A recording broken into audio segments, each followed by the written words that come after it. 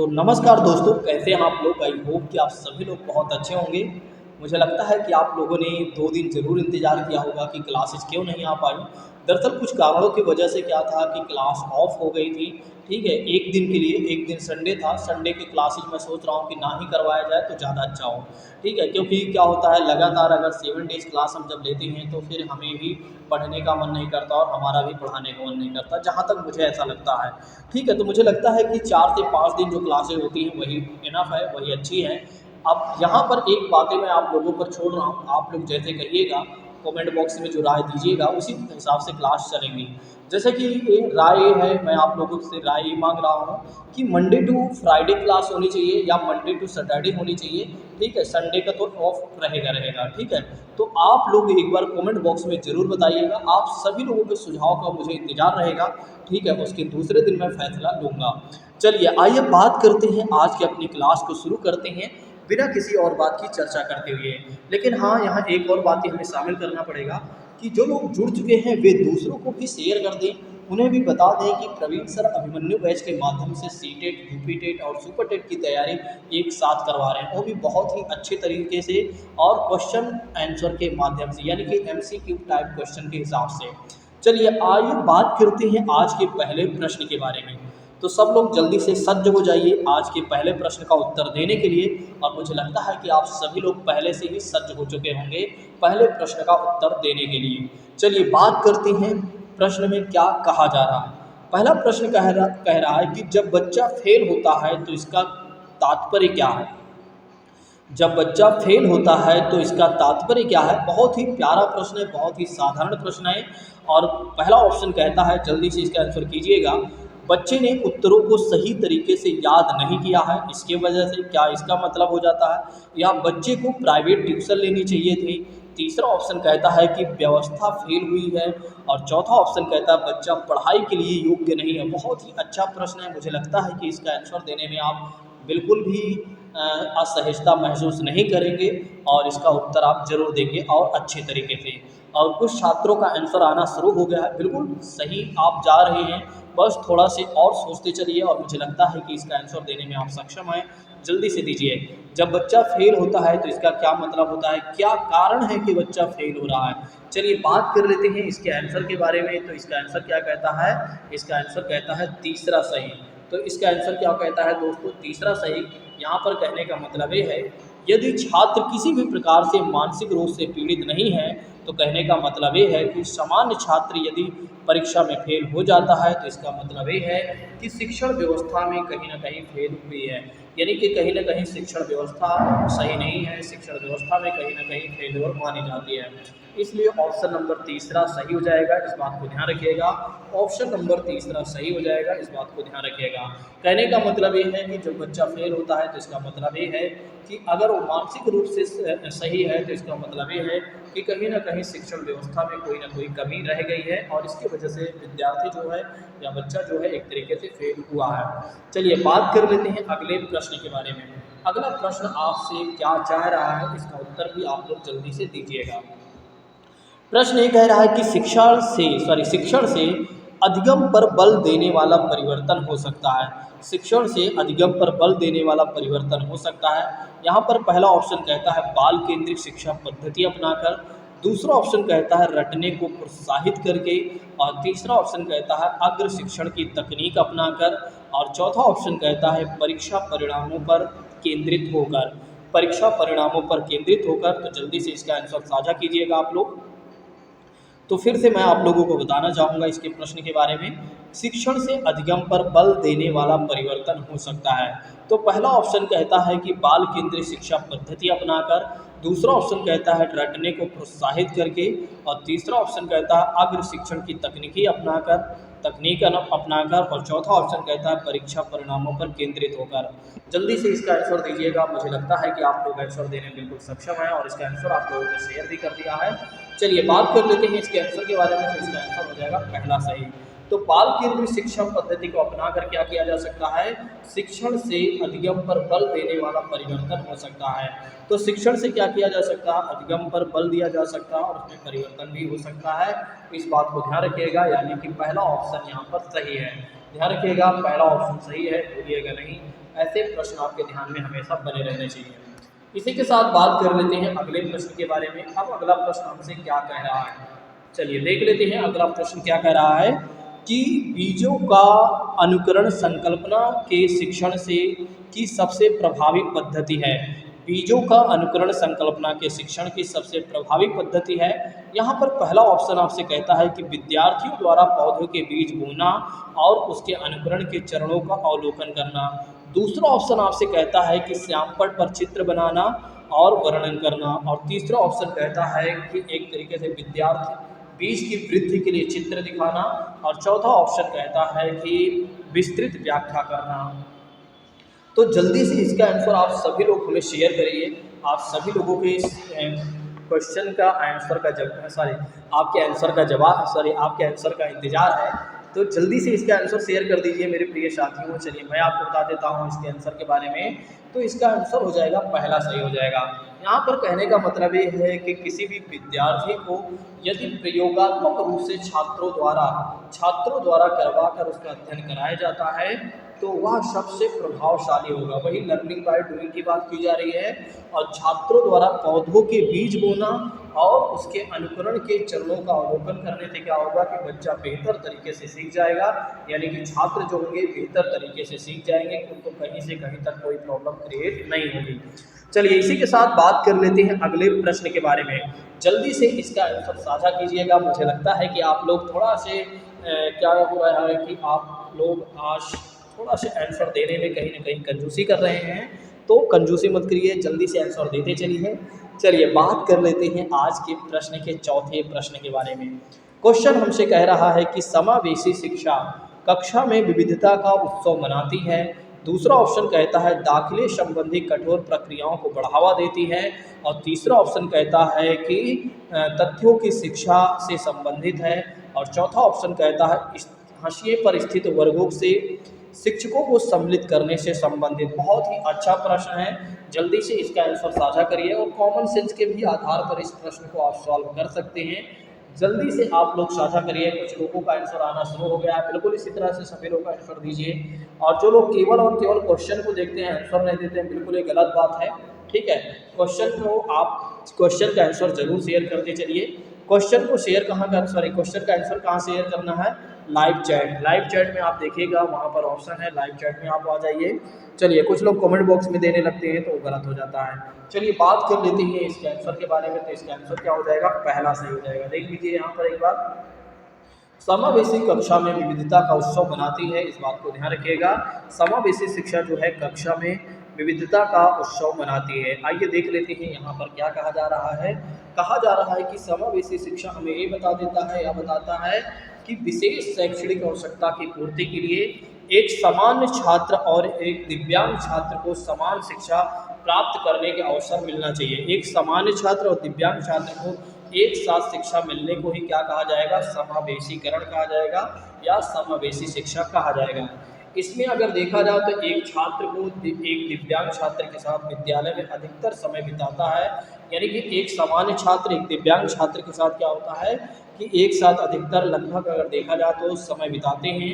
और पहले समावेशी शिक्षा की परिकल्पना सिर्फ विशेष छात्रों के लिए की गई थी, लेकिन अब क्या कर दिया गया है कि हर शिक्षक को इस सिद्धांत को विस्तृत दृष्टिकोण में अपनी कक्षा में व्यवहार में लाना चाहिए। अब कहा गया है सभी के लिए अनिवार्य किया जाना चाहिए। चलिए इसी के साथ बात कर लेते हैं अगले प्रश्न के बारे में। तो जल्दी से इसका आंसर साझा करिए आप लोग। किस प्रकार के प्रश्नों को वस्तुनिष्ठ प्रश्नों की श्रेणी में रखा जाता है? बहुत ही अच्छा प्रश्न है, बहुत ही साधारण प्रश्न है, हमने बताया भी है। लघु उत्तरात्मक प्रश्न, दूसरा ऑप्शन कहता है मुक्त उत्तर वाला प्रश्न, और तीसरा ऑप्शन कहता है सत्य या असत्य, और चौथा ऑप्शन आपसे कहता है निबंधात्मक प्रश्न। तो जल्दी से इसका आंसर शेयर करिए।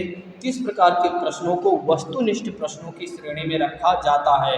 मुझे लगता है कि इसका आंसर देने में आप सक्षम हैं और जल्दी से इसका आंसर आप लोग शेयर कर दीजिए। जिन लोगों को समझ में नहीं आ रहा वे क्या करें, दूसरों को भी शेयर कर दें। ठीक है, चलिए बात कर लेते हैं इसके आंसर के बारे में। तो इसका आंसर हो जाएगा सी सही हो जाएगा। तो ध्यान रखिएगा इसका आंसर जो हो जाएगा सी सही हो जाएगा। प्रश्नों के बारे में केवल एक लाइन लिख कर या पूछा जाना कि वाक्य सत्य है या असत्य, इस प्रकार के प्रश्नों को हम क्या कहेंगे, वस्तुनिष्ठ श्रेणी में हम इसे रखेंगे या वस्तुनिष्ठ प्रकार के प्रश्न कहेंगे। तो ध्यान रखिएगा, वस्तुनिष्ठ प्रश्नों के बारे में अगर देखा जाए तो लघु उत्तरात्मक प्रश्न माना जाएगा, इस बात को ध्यान रखिएगा। चलिए इसी के साथ बात कर लेते हैं अगले प्रश्न के बारे में। अगला प्रश्न हमसे किस प्रकार की अपेक्षा कर रहा है, तो कह रहा है कि निम्नलिखित में से कौन सी प्रगतिशील शिक्षा की विशेषता है। निम्नलिखित में से कौन सी प्रगतिशील शिक्षा की विशेषता है। पहला ऑप्शन कहता है कि केवल प्रस्तावित पाठ्य पुस्तकों पर आधारित अनुदेश। दूसरा ऑप्शन कहता है परीक्षाओं में अच्छे अंक प्राप्त करने पर बल। और तीसरा ऑप्शन कहता है बार बार ली जाने वाली परीक्षाएं। और चौथा ऑप्शन कहता है समय सारणी और बैठने की व्यवस्था में लचीलापन। बहुत ही अच्छा प्रश्न है, जल्दी से इसका उत्तर साझा करिए आप लोग, जल्दी से इसका उत्तर साझा करिए। और बहुत सारे लोगों का प्रश्न आने लगा, उत्तर आने लगा है, और कुछ छात्रों का प्रश्न गलत भी हो रहा है और कुछ लोगों का सही भी हो रहा है। बिल्कुल इसी तरह से आप लोग जवाब देते रहिए, आप सभी लोगों के जवाब का हमें इंतजार है। तो निम्नलिखित में से कौन सी प्रगतिशील शिक्षा की विशेषता है, चलिए बात कर लेते हैं इसके आंसर के बारे में। तो कुछ लोगों का आंसर आ चुका है, तो मुझे लगता है कि इसके आंसर के बारे में तुरंत हमें जान लेना चाहिए। तो इसका आंसर हो जाएगा डी हो जाएगा। प्रगतिशील शिक्षा का मतलब ये हो जाता है कि विषय वस्तु को समय सारणी के अनुसार पढ़ाने में लचीलापन और छात्रों के बैठने की व्यवस्था में क्या होना चाहिए, लचीलापन लाना चाहिए। इस बात को ध्यान रखिएगा, भूलिएगा नहीं। तो यहाँ पर ऑप्शन नंबर डी हो जाएगा, इस बात को ध्यान रखिएगा, आप लोग भूलिएगा नहीं। चलिए जल्दी से बात कर लेते हैं अगले प्रश्न के बारे में।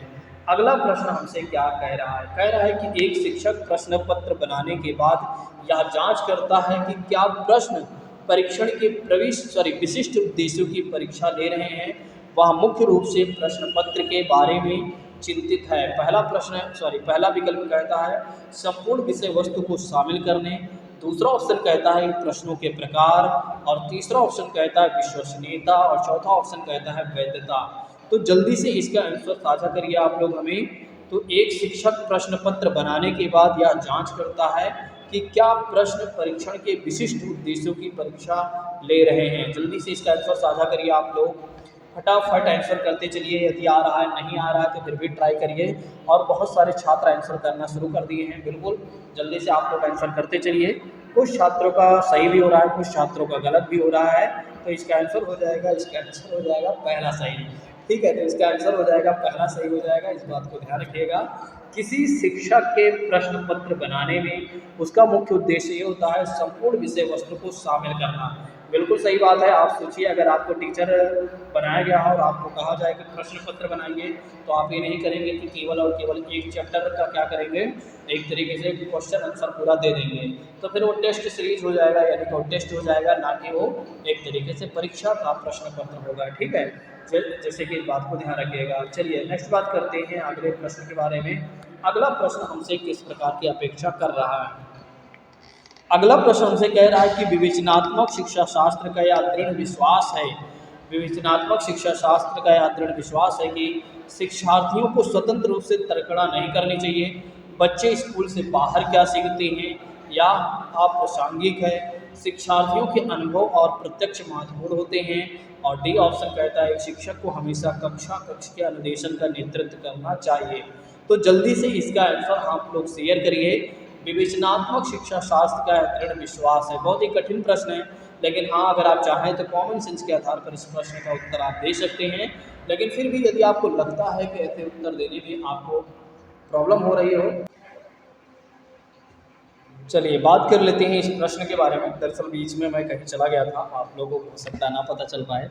ठीक है, तो एक बार इस क्वेश्चन के बारे में आइए बात कर लेते हैं। ठीक है, इस क्वेश्चन को एक बार फिर से देख लेते हैं, फिर उसके ऑप्शन के बारे में, और आप लोग फिर आंसर शेयर करिएगा। ठीक है, लाइव चैट में। चलिए बात करते हैं। सबसे पहले चलिए क्लास शुरू करने से पहले, मतलब क्वेश्चन पढ़ने से पहले एक बातें मैं कहना चाहूँगा। आप लोग जल्दी से लाइक कर दीजिए, और कुछ लोग लाइक वगैरह नहीं करते हैं, बिल्कुल गलत बात है। ठीक है, लाइक वगैरह कर दिया करें, दूसरों को भी शेयर वगैरह कर दिया करें।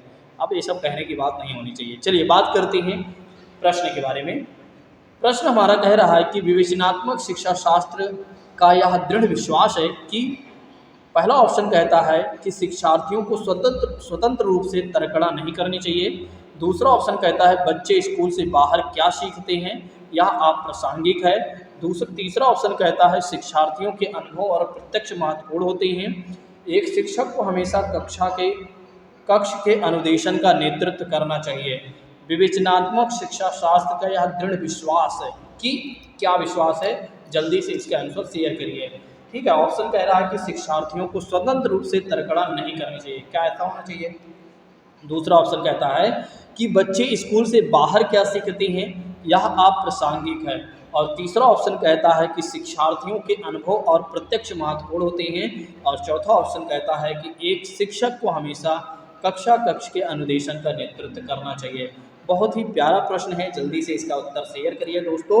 ठीक है, जल्दी से फटाफट आंसर करते चलिए, जल्दी से फटाफट आंसर करते चलिए। चलिए बात कर लेते हैं इसके आंसर के बारे में। तो इसका आंसर हो जाएगा तीसरा सही हो जाएगा। ठीक है, तो इसका आंसर कौन सा हो जाएगा? तीसरा सही हो जाएगा, इस बात को ध्यान रखिएगा। इसका आंसर जो हो जाएगा तीसरा सही हो जाएगा, इस बात को ध्यान रखिएगा। आइए समझ लेते हैं क्या कहा जा रहा है। विवेचनात्मक शिक्षा शास्त्र या हमें का यह मानना है कि छात्र कोई भी कार्य या सीखने के लिए स्वयं क्रियाकलाप, स्वयं एक्टिविटी करे और चिंतन करे, तर्क करे और अपने अनुभवों को इस प्रकार से संगठित और समंजन करे ताकि सीखने में उसे प्रत्यक्ष लाभ हो सके, इस बात को ध्यान रखिएगा।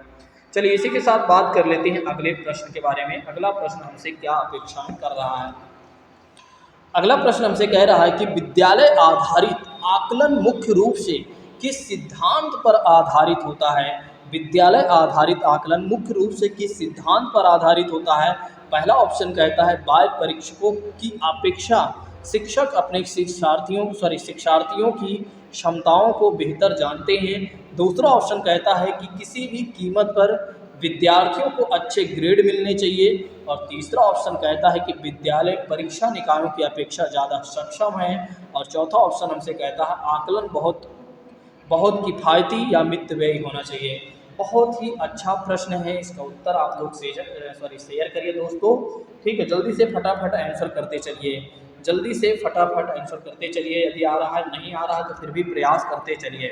क्वेश्चन में कह रहा है कि विद्यालय आधारित आकलन मुख्य रूप से किस सिद्धांत पर आधारित होना चाहिए, मतलब कौन से सिद्धांत पर विद्यालय आधारित आकलन होना चाहिए। मुझे लगता है कि मैंने आप लोगों को बहुत अच्छे तरीके से इसको पढ़ाया हुआ है और मुझे नहीं लगता कि ये प्रश्न आपका गलत हो।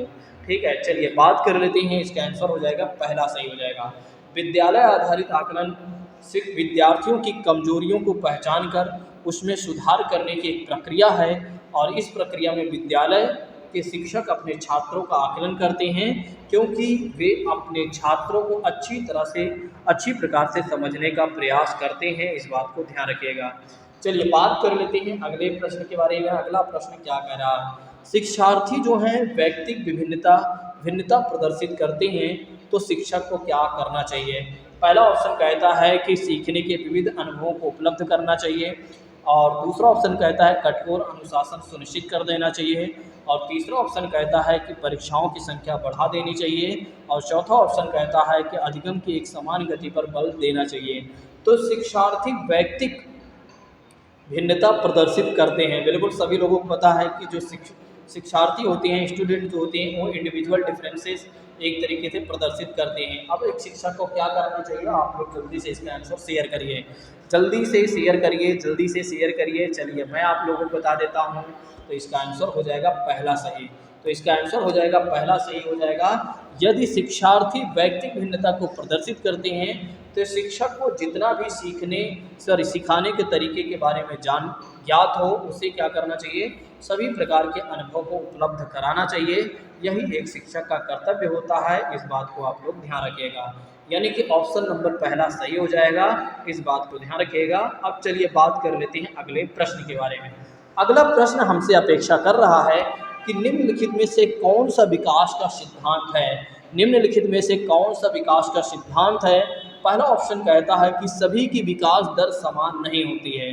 दूसरा ऑप्शन कहता है विकास हमेशा रेखीय होता है। और तीसरा ऑप्शन कहता है यह निरंतर चलने वाली प्रक्रिया नहीं है। और चौथा ऑप्शन कहता है विकास की सभी प्रक्रियाएं अंतर संबंधित नहीं है। बहुत ही अच्छा प्रश्न है, बहुत ही प्यारा प्रश्न है, जल्दी से इसका उत्तर दीजिए। क्वेश्चन में कह रहा है कि निम्नलिखित में से कौन सा विकास का सिद्धांत है? विकास का सिद्धांत कौन सा है ये आपको बताना है। और एक क्वेश्चन आपके एग्जाम में आ चुका है, यानी कि प्रीवियस टेस्ट सीरीज में हमने आपको करवा दिया है। ठीक है, मुझे नहीं लगता कि ये प्रश्न आपका गलत होना चाहिए, लेकिन फिर भी यदि आप गलत कर रहे हैं तो बिल्कुल ये गलत बात है, आपको गलत नहीं करना चाहिए, थोड़ा सा पढ़ना चाहिए था। पहला ऑप्शन सही हो जाएगा। विकास की प्रक्रिया अविराम गति से निरंतर चलती रहती है और यह गति कभी तीव्र व कभी मंद होती है। उदाहरण के लिए अगर देखा जाए तो शरीर के कुछ भागों का विकास तीव्र गति से और कुछ भागों का अगर देखा जाए तो मंद गति से होता है, जो कि हम पहले से ही जानते हैं।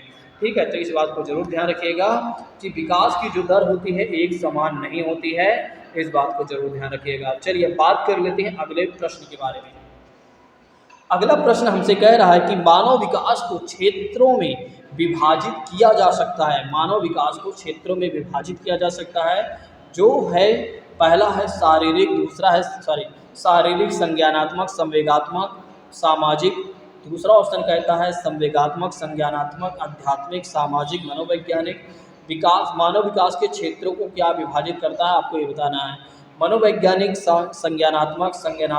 संवेगात्मक और सामाजिक।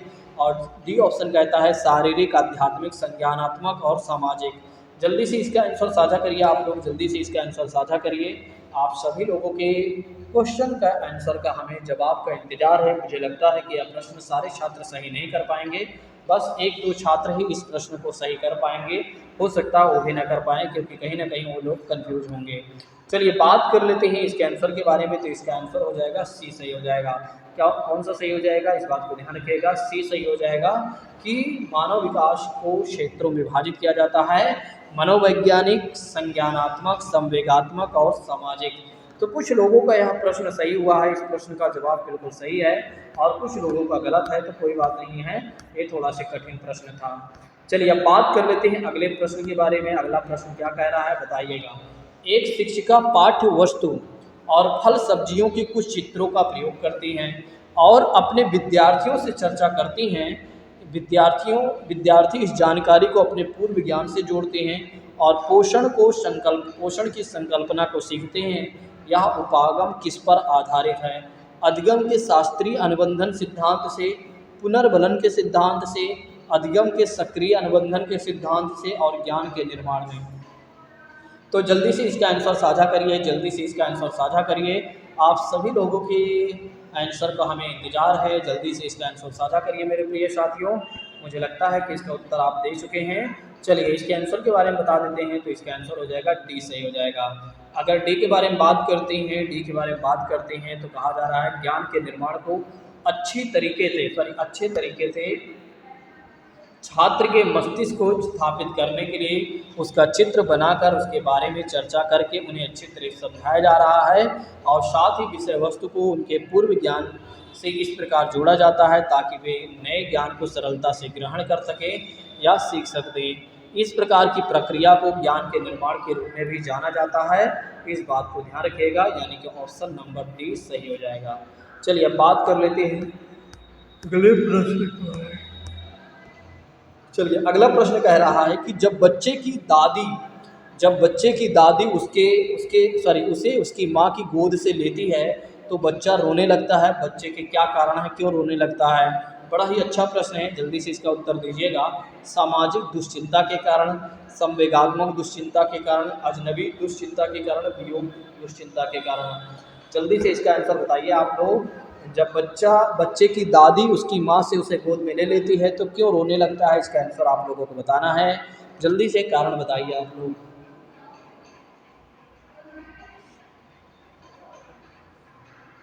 चलिए इसके आंसर के बारे में बात कर लेते हैं। तो इसका आंसर हो जाएगा बी, सही हो जाएगा। ध्यान रखिएगा, जब बच्चे को उसकी माँ के गोद से अलग किया जाता है तो मोहवश यानी कि संवेगात्मक दुश्चिंता से उत्पन्न होता है, जिसके कारण बच्चा क्या होता है, रोने लगता है। इस बात को ध्यान रखिएगा। चलिए इसी के साथ बात कर लेते हैं अगले प्रश्न के बारे में। अगला प्रश्न हमसे क्या कह रहा है। शिक्षा के संदर्भ में समाजीकरण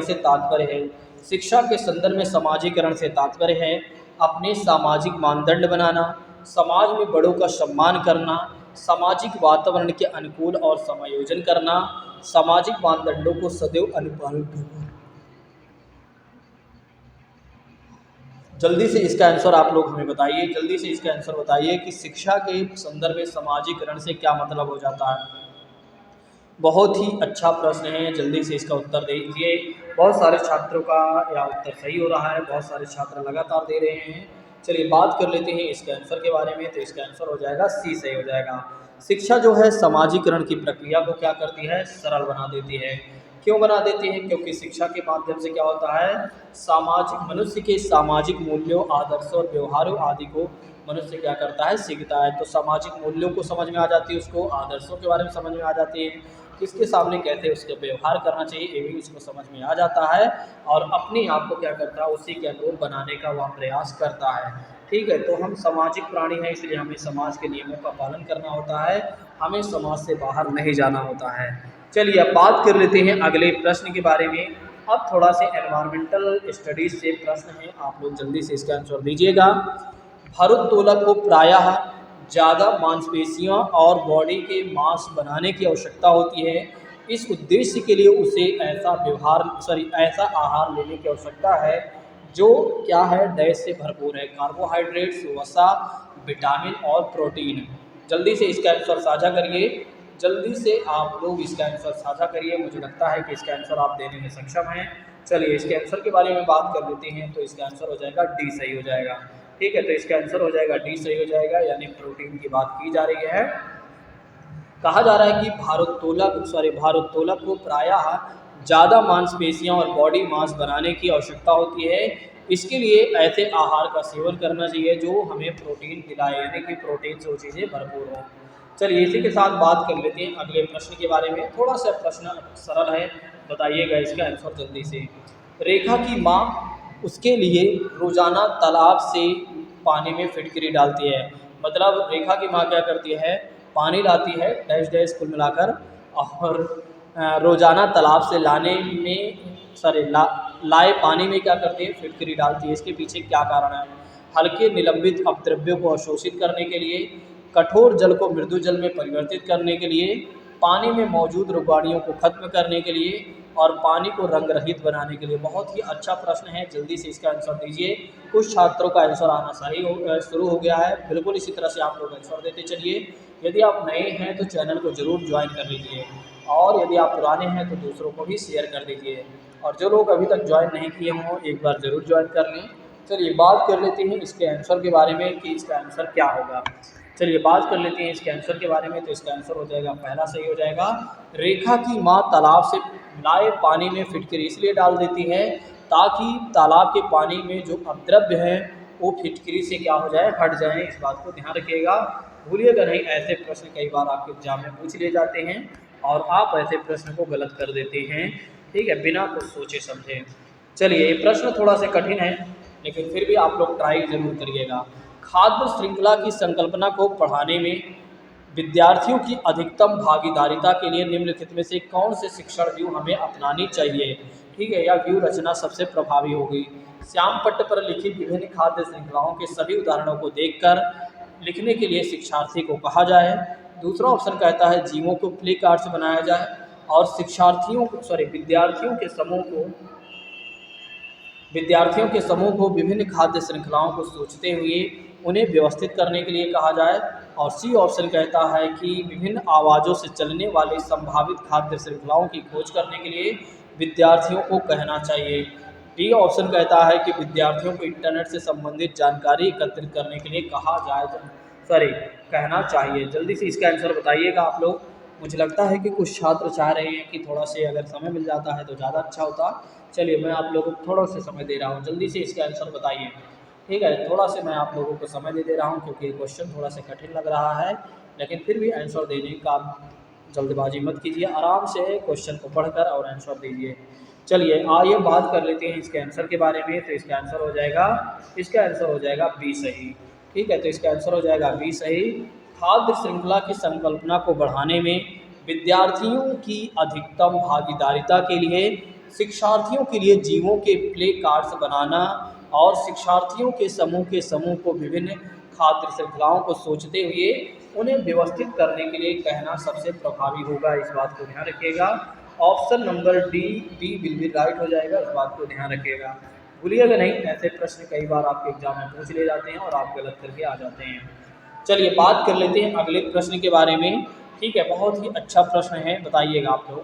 रेत और नमक के मिश्रण को पृथक करने के लिए प्रक्रियाओं की निम्नलिखित चार क्रमों में इसका उपयोग किया जाना चाहिए। ठीक है, तो अगर देखा जाए तो इसको अर्चना जी ने एक तरीके से कवर अप किया हुआ है सरकारी मैथ क्लास पर। ठीक है, जो कि अपना ही चैनल है, आप उस पर जाकर देख सकते हैं। ठीक है, तो जो अपना सरकारी मैथ क्लास है, अपना ही चैनल है, उस पर भी आप जाकर देख सकते हैं। ठीक है, इस टॉपिक को कवर किया गया है। रेत और नमक के मिश्रण को पृथक करने के लिए प्रक्रियाओं के निम्नलिखित चार क्रमों में किसका उपयोग किया जाना चाहिए? वाष्पन, अवसादन, निस्तारण, निस्यंदन। दूसरा ऑप्शन कहता है निस्तारण, अवसादन, वाष्पन, निस्यंदन। और बी सी ऑप्शन कहता है अवसादन, निस्तारण, निस्यंदन, वाष्पन। और डी ऑप्शन कहता है निस्यंदन, निस्तारण, वाष्पन, अवसादन। मुझे लगता है कि ये आंसर आप देने में कहीं ना कहीं गलत कर लेंगे। ठीक है, इसका आंसर देने में कहीं ना कहीं आप गलत कर लेंगे, लेकिन फिर भी प्रयास करिएगा आप लोग जल्दी से। कुछ छात्रों का तो आंसर आना शुरू हो गया है, क्योंकि कुछ छात्र पढ़े थे। चलिए बात कर लेते हैं इसके आंसर के बारे में। तो इसका आंसर क्या हो जाता है? डी सही हो जाएगा। ठीक है, तो इसका आंसर हो जाएगा डी सही हो जाएगा। रेत और नमक के मिश्रण को यदि हमें अलग करना है तो चार प्रयोग हमें करना पड़ेगा। एक तो निस्यंदन, दूसरा निस्तारण, फिर वाष्पन, फिर हमें क्या करना होगा? अवसादन करना होगा। इसी के माध्यम से ये चीज़ें हो पाएंगी। चलिए बात कर लेते हैं अगले प्रश्न के बारे में। आज ज़्यादा बड़ी क्लास नहीं हो पाएगी। ठीक है, आज थोड़ी सी छोटी ही क्लास रहेगी। एक विज्ञान शिक्षिका श्वसन प्रकरण पढ़ाने के बाद परीक्षा का आयोजन करती है और यह देखती है कि अधिकांश विद्यार्थी श्वसन और सांस लेने के बीच अंतर को नहीं समझते हैं। यह किसके कारण हो सकता है? एक बार फिर से क्वेश्चन पढ़ दे रहा हूँ कि एक विज्ञान शिक्षिका श्वसन प्रकरण पढ़ाने के बाद परीक्षा का आयोजन करती है और यह देखती है कि अधिकांश विद्यार्थी श्वसन और सांस लेने के बीच अंतर को नहीं समझती हैं। या किसके कारण हो सकता है? उनकी कक्षा अध्यापिका नहीं है। दूसरा ऑप्शन कहता है कि विद्यार्थी प्रश्न को सही तरीके से नहीं समझ सके। और सी ऑप्शन कहता है कि शिक्षार्थियों की कक्षा में प्रायः बहुत अनुशासनहीनता रहती है। और डी ऑप्शन कहता है कि वह कक्षा में प्रभावी तरीके से संबंधित संकल्पना को व्याख्यायित नहीं कर सकती है। बहुत ही अच्छा प्रश्न है, जल्दी से इसका आंसर शेयर कर दीजिए आप लोग। यदि आ रहा है तो ठीक है, नहीं आ रहा है तो कोई बात नहीं है। चलिए मैं आप लोगों को बता देता हूँ, इसका आंसर हो जाएगा डी सही हो जाएगा। ठीक है, तो शिक्षार्थी श्वसन और सांस लेने के बीच के अंतर को नहीं समझ पाए, क्योंकि शिक्षिका कक्षा में प्रभावी तरीके से संबंधित संकल्पना को व्याख्यात यानी इंटरप्रिटेशन या एक्सप्लेनेशन नहीं कर रही है, इसकी वजह से है। इस बात को ध्यान रखिएगा। Option number D will be right दोस्तों, इस बात को ध्यान रखिएगा। चलिए अब बात कर लेते हैं अगले प्रश्न के बारे में। ठीक है, बस एक दो प्रश्न है और हैं, आज ज़्यादा बड़ी क्लास नहीं हो पाएगी। चलिए, पर्यावरण कक्ष अध्ययन की शिक्षिका वायु प्रकरण को पढ़ाते समय यह प्रदर्शित करना चाहती है कि वायु में भार होता है, वह हर जगह घेरती है। उसकी सहयोगी इस उद्देश्य के लिए उसे निम्नलिखित चार भिन्न गतिविधियां सुझाते हैं। पहला ऑप्शन कहता है कि खाली उल्टा बीकर पानी की तरह की सतह के ऊपर रखे और उसे नीचे धकेले। दूसरा ऑप्शन कहता है स्ट्रॉ के माध्यम से जूस निकाला जाए। तीसरा ऑप्शन कहता है गुब्बारे में हवा भरना चाहिए। और तीसरा डी ऑप्शन कहता है दो भरे हुए गुब्बारे को एक क्षण से बांधें और तथा साम्यावस्था में ले आएँ और तथा तब किसी दूसरे गुब्बारे को फोड़ दे, तब पता चल जाएगा। जल्दी से इसका आंसर शेयर करिए। आज के क्वेश्चन जो है काफ़ी कठिन क्वेश्चन है। ठीक है, आज मैंने कुछ और अन्य प्रश्नों को समावेश नहीं किया हुआ है। ठीक है, लेकिन नेक्स्ट टाइम से ये सारी चीज़ें होने लगेंगी। थोड़ा सा आज हमें समय दीजिए।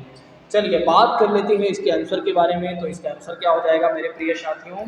इसका आंसर हो जाएगा ए और सॉरी, यहाँ देखिए क्वेश्चन का, चलिए कोई नहीं, इसका आंसर हो जाएगा ए और डी हो जाएगा। यानी कि इस बात को ध्यान रखिएगा, ए और डी सही है, पहला सही है और डी सही है। चलिए अब बात कर लेते हैं अगले प्रश्न के बारे में। नहीं हो गया भाई, कंप्लीट हो गया। ठीक है, तो जो छात्र हमारे साथ जुड़े हुए हैं, एक बार मैं चाहूँगा उनका नेम ले लेता हूँ ताकि उनको कोई परेशानी ना हो। चलिए बात कर लेते हैं जो छात्र हमारे साथ लगातार जुड़ रहे हैं, जैसे पूजा साक्य जी, अर्चना जी और रीना जी और पूजा सिंह जी, पूजा भारती और निकिता जी और डिम्पल जी और ललिता जी भी हमारे साथ लगातार जुड़ रही हैं। और दोनों ललिता जी हमारे साथ जुड़ रही हैं। और एक और बातें मैं आप लोगों से बताना चाहूँगा, सॉरी एक और नेम है, उनका नेम मुझे नहीं याद आ रहा, वो नए हैं। और हमारे साथ जुड़ रहे हैं, ठीक है। उनका नेम मैं नेक्स्ट क्लास में लूँगा। और दूसरी बात करते हैं, आप लोगों को एक काम और करना है कि दूसरों को भी शेयर कर देना है, और आज की क्लास को हमें यहीं पर स्थगित करना पड़ेगा। तो थैंक यू सो मच दोस्तों, जय हिंद, take care all of you.